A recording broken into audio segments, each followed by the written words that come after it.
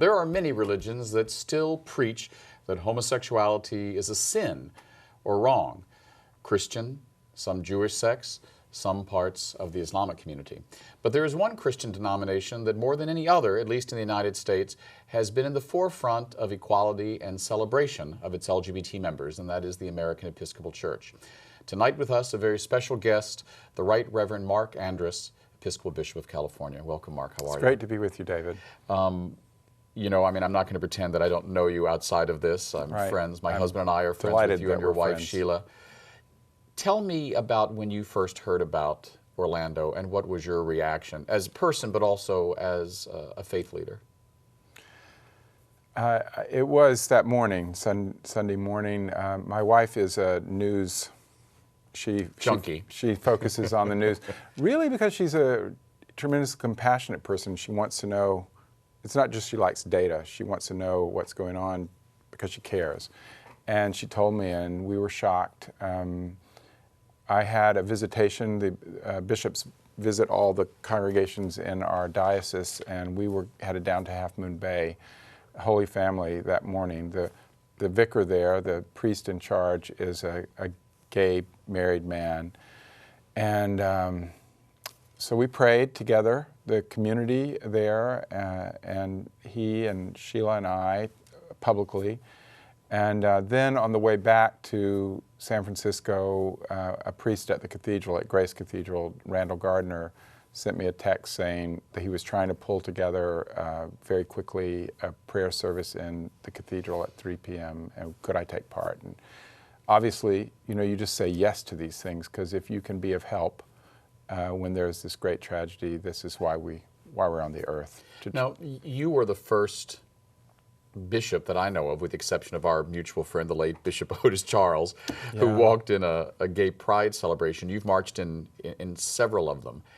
How do you feel from a faith perspective Orlando fits in with what the Episcopal Church has done as far as ministry towards gay people? It's a great question. I became a bishop in early 2002. I was elected 2 weeks after the 9/11 strikes and consecrated in February of 2002. I went to my first General Convention, which is the legislative body for the whole Episcopal Church, in the summer of 2003. And that was when we confirmed the election of Gene Robinson as the first open partnered gay bishop in the world. And that caused quite a storm in the world, in the Anglican Communion, in the Episcopal Church, in civil society, and in conservative religious denominations and communities. I argued, I was the suffragan bishop in Alabama at the time, a red state, and a lot of great people, especially in the Episcopal Church there, generous people, respectful. I argued that it matters what we do in the church because it matters symbolically. It's not only like substantive, what we're doing in a particular denomination, in a particular diocese, in a particular congregation. It matters for the people in those circles, but it also matters in the wider public. If we display intolerance, it gives license to people in civil society to also practice intolerance and to amp it up. So we might bar somebody from a blessing at that time, since there was no legal same-gender marriage, or we might bar them from service in the church or ordination, but that could translate in civil society into murder and to beatings, and we've just seen that happen again and again in the world. So either we stand on the side of right and promote the deepest values of human being and of the earth's being, and believe that spreads out on the earth, or we do the opposite, and we should be cognizant that there are consequences. Have you taken heat for being celebratory and inclusive, personally as a bishop, to the LGBT community, and has the Episcopal Church taken heat for it? Actually, I know the answer to that question. Let's talk about what has been that heat. The Episcopal Church is part of something called the Anglican Communion, and that's 38 provinces all over the world. It's about 88 million people. We're small in that overall group, we're 2.5 million people. But again, symbolically, very large. It's the United States and some countries allied with that grouping. So what we do resonates around the world, and it caused great consternation. Now, again, to the point about what happens in other places, there are parts of the Anglican Communion that are enormously intolerant of the very being of gay and lesbian people. So the attempts to criminalize being a gay person in Uganda, in Nigeria, those are places that are provinces of the Anglican Communion. There is a Church of Uganda, which is Anglican. There's a Church of Nigeria, which is Anglican. It's huge, 17 million people as compared to our 2.5 million. Great anger in those places at what we've done. Very disingenuous attempts to say that every time I allow a blessing at that time or a marriage now in San Francisco, in the Bay Area, that a Christian is murdered in Nigeria. This is fiction. But it's used to inhibit the moving forward and the recognition of the rights of gay and lesbian people in the church and in civil society. How does that make you feel when another bishop in an African country, an Anglican bishop, says something that by our definition would be homophobic? Well, it's not just homophobic, it's actually deadly. And it's outrageous. These are people who are actively abetting the imprisonment, the physical danger, and the deaths of putting gay and lesbian people in the path of execution. It's completely outrageous. Have you become more, I'll use the word, radical because of what you have seen and experienced by the gay community, the gay Episcopal community, or non-Episcopal community, just by the gay community? You know, how has it changed you as a Christian, and how has it changed you as a priest? Well, I was working with Integrity in Alabama. And Integrity is the Episcopal LGBT group. Yeah, it's an organizing group for mutual support, spiritual support, solidarity, activism, advocacy in the Episcopal Church. And I was celebrating Holy Communion with Integrity in Birmingham and working there. Yes, I've been very, very influenced by the gay community here and their courage. They use in Alabama the term that came from Gandhi, and through Gandhi to Martin Luther King, and through Martin Luther King and Gandhi to them and to me of satyagraha, which is soul force, the force of the soul. Incredibly powerful to me. These were men and women who were in a very hostile environment. It's not like our community. There's plenty of hostility in the Bay Area. You've talked about it. Yeah. But it's different there. There's you know, it's different. And these folks, I would never say they weren't scared, but they looked fear in the eyes, and they gathered the soul force within them and among them and from God, and they stepped forward. It was very impressive to me. You know, we've been speaking to several guests today about the impact of Orlando and the many, I call them tentacles into the story. You know, is it a gay story? Is it a spiritual story? Is it a religious story? Is it an Islamic story? Certainly, part of all of it seems to be religion at some point. Yeah. What do you say to someone who says, God, religion's part of the problem? Yes, it is, no question. But I'd like to focus on something that has some kind of irreducible spiritual quality about it that I don't understand. And it's not just the attack in Orlando on a big group of gay and lesbian people and straight people who were there in Pulse, in the club. It's also people going into elementary schools and killing children. There's a common factor. Often these men, there's one of the factors. We're not watching women go into places and do that. That's interesting.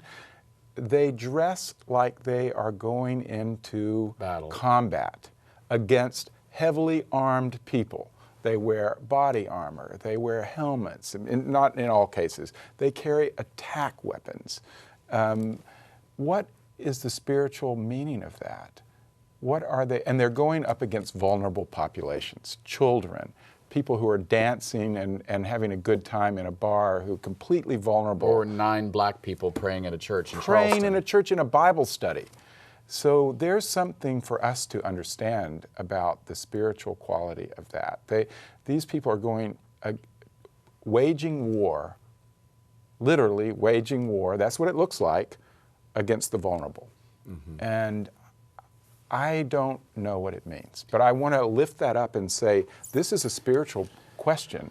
Right. There's something, it's not just psychological, it's at some level spiritual. By that I mean, we have certain values that are, humanity, the world would say, are spiritual. The idea of forgiveness, the idea of reconciliation, the idea of love itself, these are mm-hmm. spiritual qualities, mm-hmm. energies. And there are also energies of the shadow that are destructive. And there's some shape of that's going on. Back during the Iraq War, one very interesting Jungian analyst said that George W. Bush had been overtaken, possessed was the word she used, by the archetype of the warrior. So, mm-hmm. you know, the god Mars, you could say, the god of war, is the archetype of the warrior. Mm-hmm. And what she said is that that he had been possessed by the archetype of the warrior. Is that what's going on? Are these men being possessed by the archetype of the warrior, and why? Mm-hmm. You know, how are they opening themselves up to be possessed? Because you have to open the door. You have to invite the archetype in, the demon in, for it to take us over. We're not victims where the archetype just takes us over. Mm-hmm. We invite it for some reason. Mm-hmm. Why are they doing that? I'm going to come back in the second half of this interview. I want to talk more about that. What makes these men mainly pick up arms against innocent people? And also, I want to talk to you on a pastorally a little bit. You know, if you had been there in Orlando, what do you say to someone who has been shot and is dying, and how do you help their families deal with that? We'll talk about that in just a moment. We'll be right back with our conversation with the Right Reverend Marc Andrus, Episcopal Bishop of California.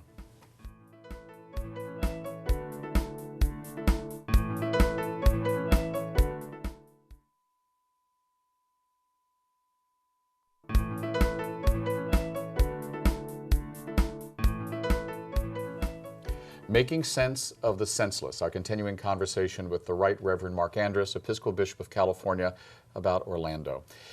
We were talking during the break about something that happened just the day before we taped this show, the sit-down on the floor of the U.S. Congress led by John Lewis.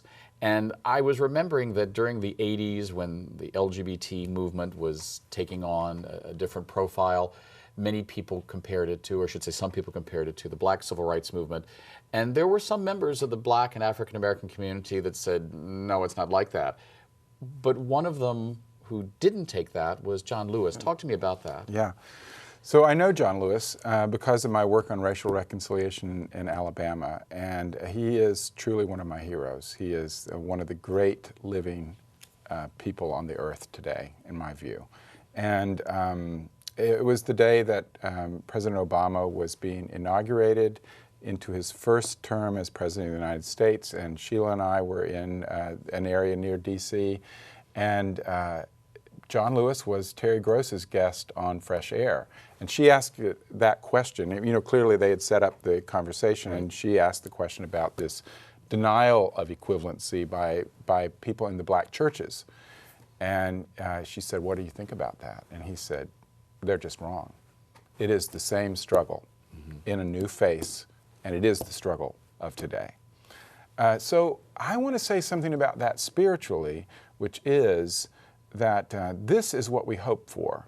In all those courses, when kids raise their hands in high school and say, why do we have to read this literature? You're right. You know, I will never use this in business, in medicine, in whatever it is we do, in PR.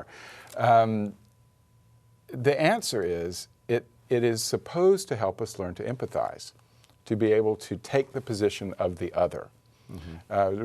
When I was a kid, we all had to read All Quiet on the Western Front.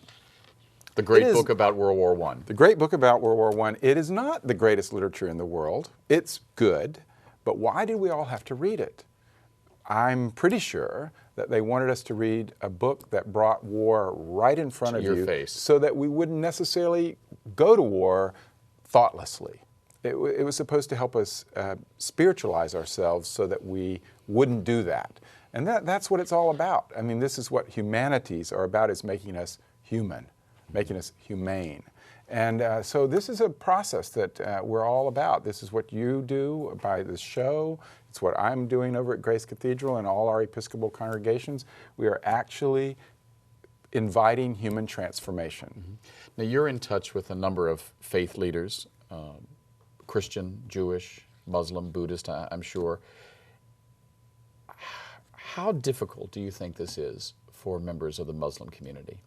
And specifically, any members of the Muslim community who are gay, and do you know any?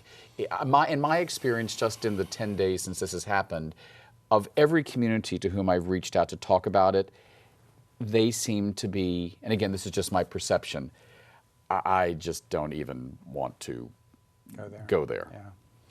I don't know, nobody has been out with me about being gay in the Muslim community. I have good colleagues and friends in the Muslim community. You know, it's interesting you asked that question. Years ago, I saw a public television documentary, I don't know who produced it, about gay young men in Israel, Palestine, actually I think in Jerusalem, who were both Jews and Muslims and rejected by both their communities. They completely lived in an in-between land on the street because neither community would receive them. It was very powerful. It was heartrending. I don't know. I mean, I have to say that I would think that it's got to be a terrifying moment. What would you say to a young gay Muslim woman or a young gay Muslim man? Spiritually, pastorally. Yeah. They come to you and say, Bishop, you know, I'm not Christian, you're not Muslim, but you're a person of faith, and I am afraid. Well, I would say at the level of fear, what I would say to a woman who experiences domestic violence, which is just for your body's sake, your mind and your body and your spirit, you need to get out of there. Not necessarily become a Christian, but get out of the community of danger. If you feel fear, if you actively feel fear, I would want you to get to safety. Leave. That doesn't mean leaving your belief in Allah. It wouldn't necessarily mean ceasing to be a Muslim, but it would mean getting out of that community where you felt fear. That would be the first thing. The second thing I would say is that the God of Abraham was the God of Jesus.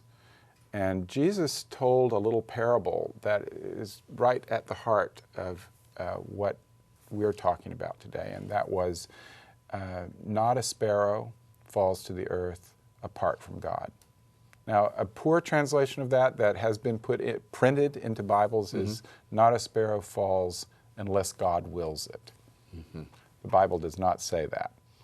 What the original version says in Greek is not any life falls and dies without God being with that being. Right. So what does that mean? I mean, what's the outcome for you and for me of God being with us as we go through our worst travail?